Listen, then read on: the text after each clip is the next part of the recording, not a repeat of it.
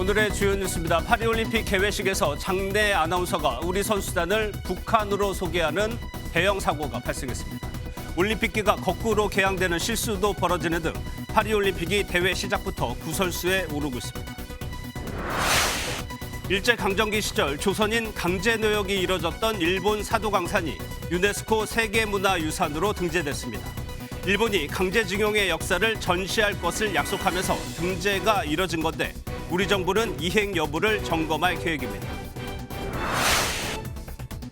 해외에서 대북 첩보 활동을 하는 요원들의 정보 수천 건이 북한으로 유출된 정황이 포착됐습니다.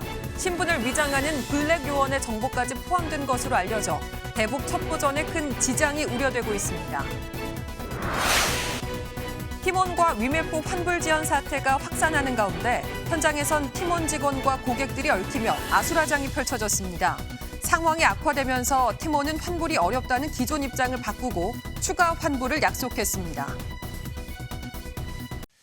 일제강점기 시절 조선인 강제노역이 이뤄졌던 일본 사도강산이 유네스코 세계문화유산으로 등재됐습니다. 조선인 강제노역을 포함한 전체 역사를 반영하라는 우리나라의 요구를 일본이 수용하며 등재됐습니다. 우리 정부는 이행 여부를 상시 점검할 방침입니다. 유승호 기자가 보도합니다. 인도 뉴델리에서 열린 세계유산위원회에서 일본 사도광산의 세계문화유산 등재가 결정됐습니다. 일본이 세계유산 등재를 추진한 지 6년 만입니다. 사도광산은 17세기 세계 금생산의 10%를 차지하던 대형 금광이지만 일제강점기 약 1,500명의 조선인이 이곳에서 강제노역에 시달리며 논란에 휩싸였습니다. 등재 시기를 1800년대까지로만 한정해 꼼수 등재를 시도했던 일본이지만 전체 역사를 반영하라는 우리 정부의 항의를 받아들였고 등재도 이뤄졌습니다. 이에 따라 사도광산에서 약 2km 떨어진 아이카와 향토박물관에는 가혹한 노동 환경을 비롯한 강제노역의 실상을 알리는 전시 공간이 마련돼 내일부터 일반에 공개됩니다. 사도광산 노동자들을 위한 추도식도 올해부터 매년 열릴 예정입니다. 지난 2015년 군함도 등재 당시 전체 역사를 알리겠다는 약속을 어겨 질타를 받았던 일본은 이번만큼은 약속을 이행하겠다고 강조했습니다. Bearing in mind all the relevant WHC decisions as well as its commitments associated with these decisions and sincerely remembering all the workers at the Sado Island gold mines, especially those from the Korean peninsula, 우리 정부도 일본 현지 인력을 통해 현장을 자주 찾아 일본의 시설 관리 실태를 비롯한 약속 이행 여부 점검에 나선다는 방침입니다. 하지만 강제노역이 얼마나 드러날지 불분명하다는 지적과 함께 유산 등재 자체에 대한 국내 반대 여론도 만만치 않아 논란은 이어질 전망입니다. MBN 뉴스 유승호입니다. 우리 군의 해외 정보를 담당하는 기관이 바로 정보사령부입니다. 그런데 여기서 해외 요원들의 정보 수천 건이 유출된 정황이 포착됐습니다. 문제는 이 정보가 북한으로 넘어갔느냐인데 군 방첩기관이 수사하고 있습니다. 김지영 기자입니다. 해외에서 대북 군사정보 수집과 첩보 업무를 담당하는 국군 정보사령부 소속 요원들의 신상 정보가 유출되면서 군 당국이 수사에 나섰습니다. 군 방첩기관인 국군 방첩사령부는 요원의 개인정보 등 기밀 사항이 유출된 것으로 보고 해당 정보가 북한과 제3국으로 넘어갔을 가능성을 수사하고 있습니다. 유출된 정보는 수천 건으로 외교관 등의 신분으로 활동하는 화이트 요원과 신분을 위장해 활동하는 블랙 요원의 정보도 포함된 것으로 전해졌습니다. 군 당국은 현역 군인 출신으로 정보사에 재취업한 군무원 A씨를 집중 수사하고 있습니다. 정보사는 외부망과 내부망이 분리돼 있어 내부 컴퓨터의 해킹이 불가능한데 이 내부 컴퓨터에서 A씨의 개인 노트북으로 정보가 유출된 이후 다시 외부로 유출된 것으로 군 당국은 보고 있습니다. A씨는 자신의 노트북이 해킹된 보안 사고라고 주장하는 것으로 알려졌습니다. 해외에 파견된 일부 요원은 정보가 유출됐을 가능성이 있는 만큼 급히 귀국한 것으로 전해졌습니다. MBN 뉴스 김지영입니다. 각국 외교 수장들이 모이는 아세안 지역안보 포럼이 라오스에서 열리고 있습니다. 북한도 리영철 주 라오스 대사가 참석했죠. 그런데 어제 저녁 만찬에서 조태열 외교부 장관이 리 대사에게 팔을 잡으면서 인사를 건넸는데 리 대사는 2번이나 이를 무시했습니다. 뒷짐을 지고 앞만 바라봤습니다. 김세희 기자가 라오스 베안티안에서 보도합니다.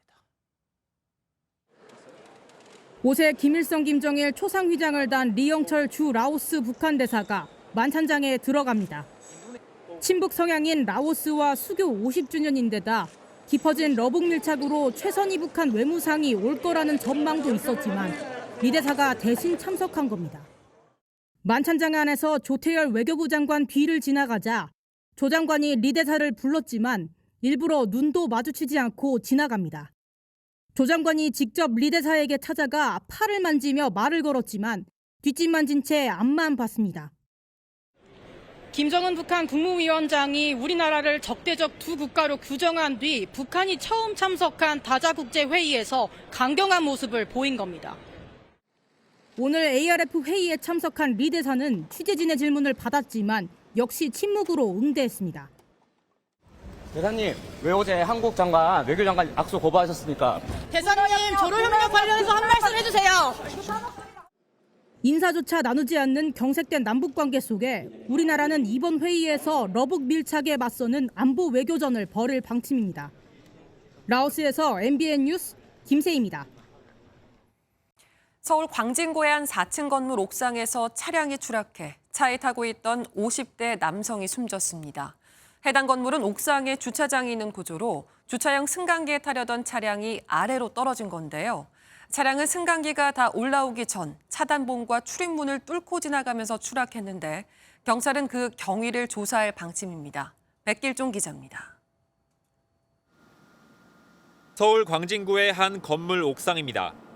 주차장 승강기 앞에 출입 통제선이 쳐 있고 뻥 뚫린 출입문 너머로 승용차 한 대가 떨어져 있습니다. 오늘 오전 7시 55분쯤 서울 화양동의 한 건물 주차장 승강기 위로 차량이 추락하는 사고가 발생했습니다. 차량이 보호장치를 통과해버리며 1층으로 떨어진 겁니다.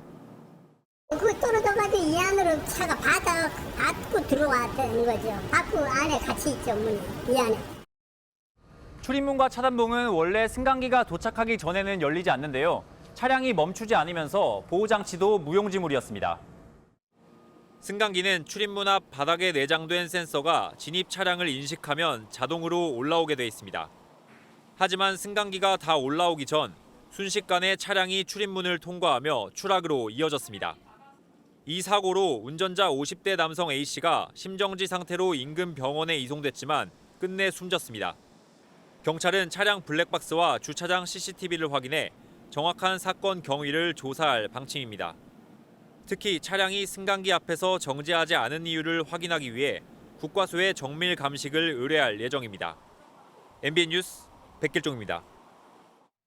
가수 김호중 씨가 음주 사고 직후 도주해 정확한 음주 수치를 파악할 수 없게 되면서 음주운전은 혐의에서 빠졌죠. 어제 새벽 대구에서도 음주 사고를 내고 도망간 운전자가 있었는데요. 다시 나타나선 음주 측정을 거부하고 증거 있냐고 큰 소리를 쳤지만 면허 취소 수준의 수치가 나왔습니다. 심우영 기자입니다. 사고 현장으로 다가가는 순찰차. 그런데 어찌된 영문인지 다시 어디론가 출발합니다. 사고 차량에 운전자가 없었기 때문입니다. 30분 뒤 현장으로 돌아온 운전자는 음주 측정을 거부합니다. 제가 증거가 뭡니까? 물을 달라며 시간도 끕니다. 그냥 물어보세요, 그냥. 물을 달라고 했잖아. 물을 왜 안 줘요? 한수저 또 사고 자체가 없었다며 큰 소리칩니다. 사고 난 적이 없는데. 봤어요? 아니, 사고 안 났어요. 2시간의 실랑이 끝에 음주 측정을 했더니 면허 취소 수준이었습니다. 고속도로 1차선에 SUV 차량이 심하게 부서져 있고 경찰이 사고 주변을 통제합니다. SUV 차량이 중앙 분리대를 들이받았는데 20대 남성 2명이 숨졌습니다. 경찰은 차선 변경 과정에서 사고가 난 것으로 보고 정확한 사고 원인을 조사하고 있습니다. MBN 뉴스 심호영입니다. 이른바 팀F 사태 속에서 뒤늦게 환불에 나선 팀원이 오늘 새벽 갑자기 환불이 어렵다고 말을 바꾸면서 현장은 아수라장이 됐습니다. 결국 티몬은 추가 환불을 약속하고 피해자들은 이 말을 믿고 집으로 돌아갈 수밖에 없었는데요. 이 와중에 이 사태를 책임져야 할 티몬과 위메프의 모회사 큐텐 구영배 대표가 물류 자회사인 큐익스프레스 대표를 사임해 꼬리 자르기 아니냐는 말이 나오고 있습니다. 이승훈 기자입니다. 오늘 새벽 티몬 입주 건물 앞입니다. 사측 관계자가 나타나자 피해자들은 참아왔던 울분을 가득 담아 고함을 칩니다. 이 사람? 통화하시는 거라도 들려주세요. 이른바 TMF 사태 속 뒤늦게 환불을 시작했던 티몬이 하루도 안 돼 환불이 어렵다고 밝히자 현장은 아수라장이 된 겁니다. 환불 관련 자금 지급하려고 했었는데 자금 지급이 최종 승인이 나지 않아 지급하지 못하게 되었습니다. 여기 있는 사람들 다 있다 있잖아. 결국 사측은 추가로 환불을 더 진행하겠다고 약속하고 밤을 새우며 점거했던 수백여 명의 피해자들은 일단 귀가했습니다. 티몬 측은 환불 재원을 추가로 확보했다면서 오는 29일 피해자 대표자들과 화상회의를 통해 논의하겠다고 밝혔습니다. 한편 티몬 위메프 지배구조 정점에 있는 구영배 큐텐 대표는 연락이 되지 않는 가운데 나스닥 상장을 시도했던 자회사인 큐익스프레스 CEO를 사임했습니다. 큐익스프레스는 TMF 사태와 직접 관련이 없다는 내용의 보도자료까지 배포한 가운데 꼬리 자르기 아니냐는 말이 나오는 상황입니다. 본사 앞은 소강 상태지만 TMF 사태 여지는 계속될 전망입니다. MBN 뉴스 이승훈입니다. 티몬과 위메프의 소비자 피해 구제를 위해서 정부가 카드사의 결제 취소를 적극 받아달라고 요청했죠. 카드사가 일단 환불해주고 이후 티몬과 위메프로부터 정산을 받으라는 건데요. 중간에 낀 결제 대행사, 휴지사는 과도한 부담이 될 수 있다며 난색을 표하고 있습니다. 박통일 기자입니다. 티몬 홈페이지에 올라온 환불 공지글입니다. 취소 환불을 원할 경우 신용카드사로 연락하라고 안내하고 있습니다. 사태의 주범인 티몬과 위메프가 직접 환불 절차에서 발을 빼고 카드업체 등 금융사에 공을 넘긴 셈입니다. 카드업계라든가 소비자 피해를 좀 최소화할 수 있도록 좀 적극적으로 협조를 저희가 당부를 할 계획이고요. 하지만 결제 대행사인 피지사들에게는 이런 방식이 큰 부담이 될 수 있습니다. 소비자가 티몬과 위메프를 통해 지급한 금액은 신용카드사를 거쳐 피지사와 간편결제 업체로 넘어갑니다. 이 결제금이 플랫폼에 넘어가면 플랫폼은 판매자에게 대금을 정산하는 방식입니다. 구매자가 결제를 취소하면 환불은 반대 방향으로 진행되는데 티몬과 위메프가 지불 능력을 상실하면 피지사나 간편결제업체가 손해를 떠안는 겁니다. 간편결제사 네이버페이가 리스크를 안고 피해자들의 환불 처리를 진행한다고 밝혔지만 뒷맛이 개운치 않은 이유입니다.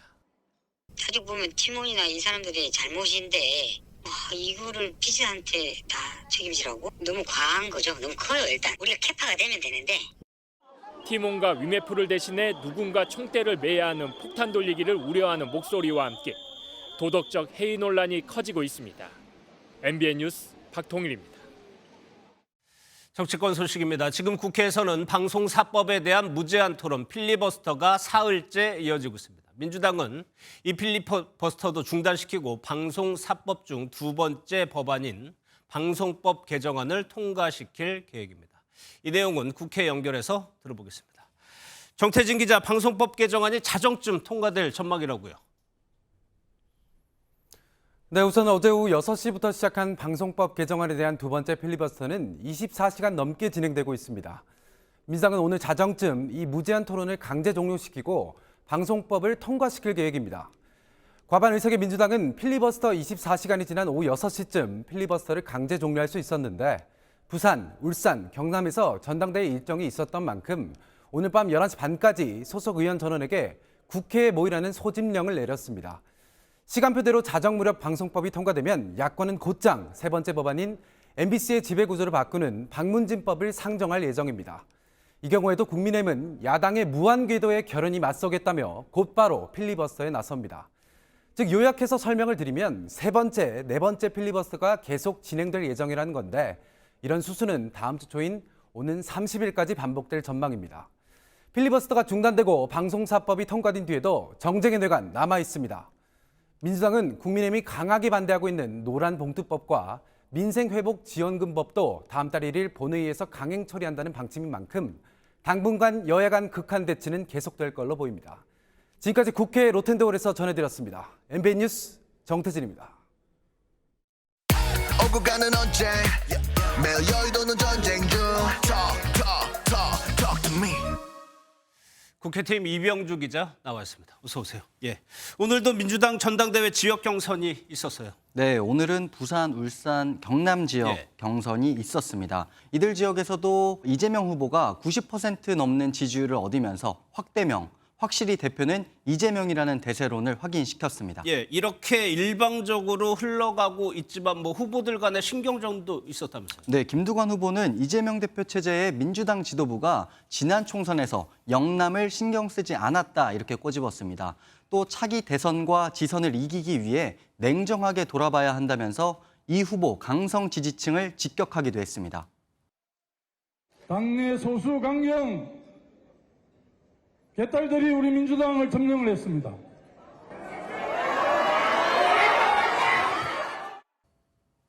보신 것처럼 이런 발언 이후에 이 후보 지지자들 사이 고성이 나오기도 했는데요. 이재명 후보는 이렇게 응수했습니다. 입장의 차이가 있으면 토론하고 또 결론을 내면 따르면 되는 것 아닙니까?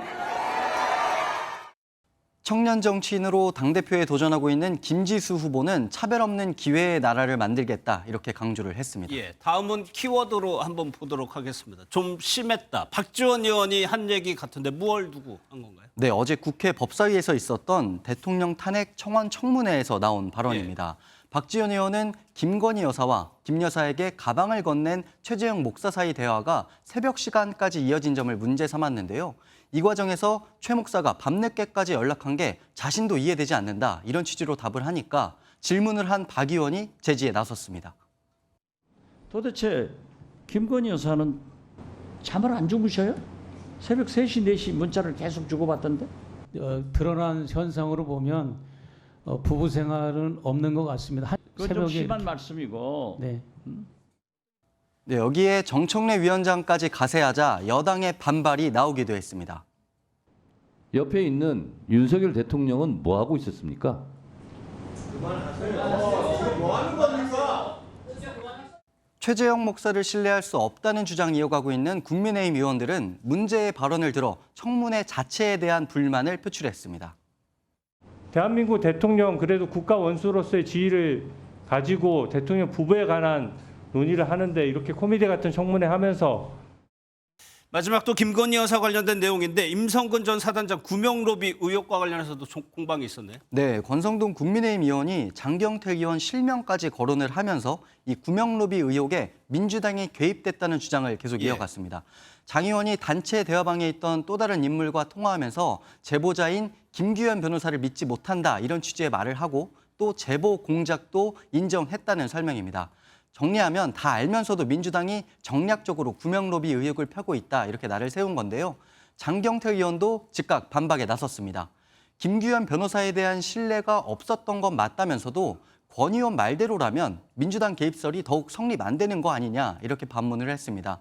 또 오히려 장 의원은 김 변호사 말고도 복수의 제보자들이 있었다면서 구명 로비의 실체가 확실해 보여서 여러 루트로 의혹을 확인하기 위해 노력했고 그 과정에서 김 변호사와 접촉하게 됐다 이렇게 주장을 했습니다. 알겠습니다. 잘 들었습니다. 이병주 기자였습니다.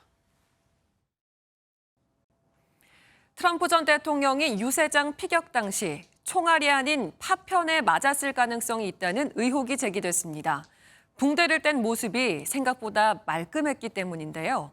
트럼프 전 대통령은 의료 기록은 공개하지 않으면서도 SNS를 통해 총알에 맞았다, 그것도 세게 맞았다고 반박했습니다. 노승환 기자입니다. 총격 2주일 만에 트럼프 전 대통령이 플로리다 웨스트 팜비치에서 연단에 오릅니다. We have recovered well and in fact just took off the last bandage off of my ear.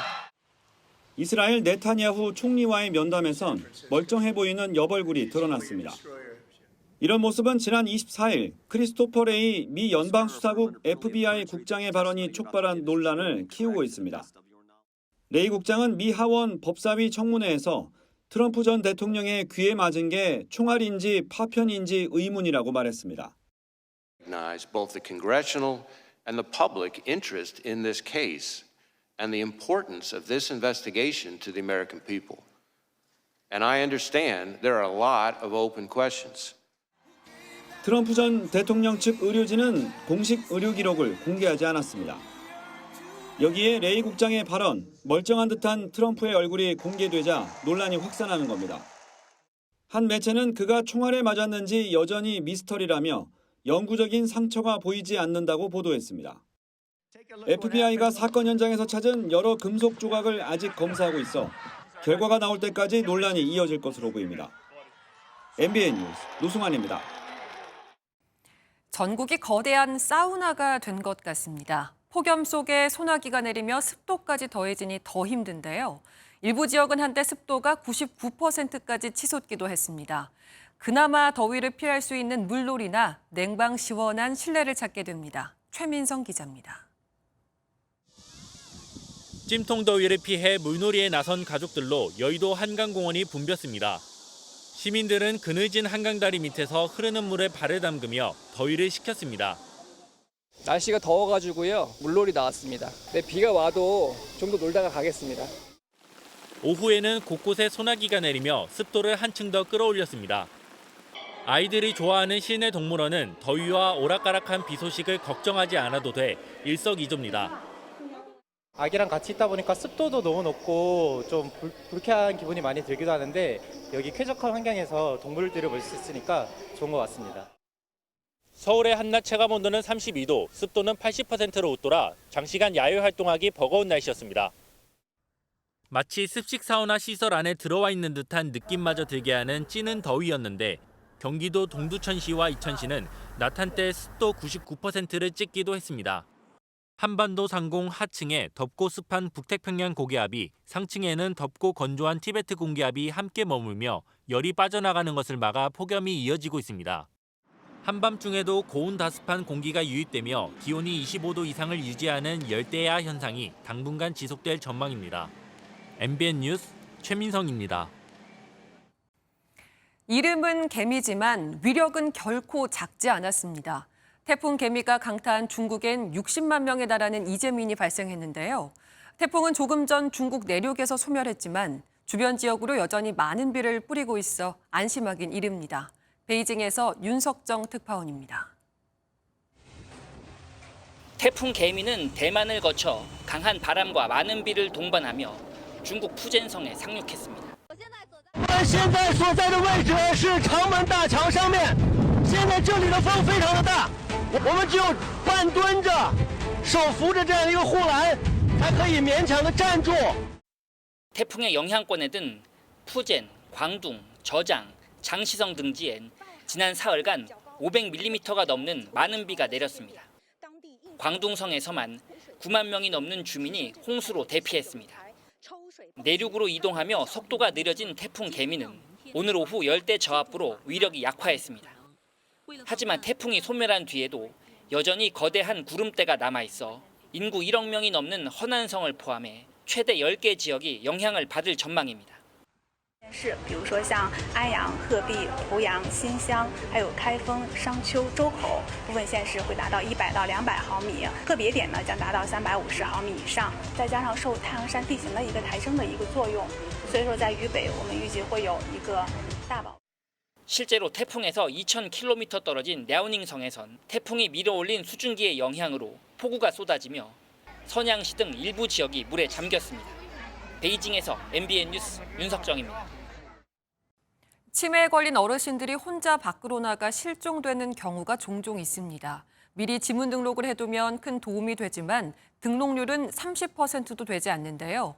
개인정보에 관한 문제라 어려움이 있다고 합니다. 심동욱 기자입니다. 기차역을 홀로 방황하던 남성이 열차에 오르고 잠시 뒤 경찰관들이 다급하게 달려옵니다. 치매를 앓고 있던 70대 남성이 실종됐다는 신고를 받고 출동한 경찰이 열차가 출발하기 직전 남성을 발견한 겁니다.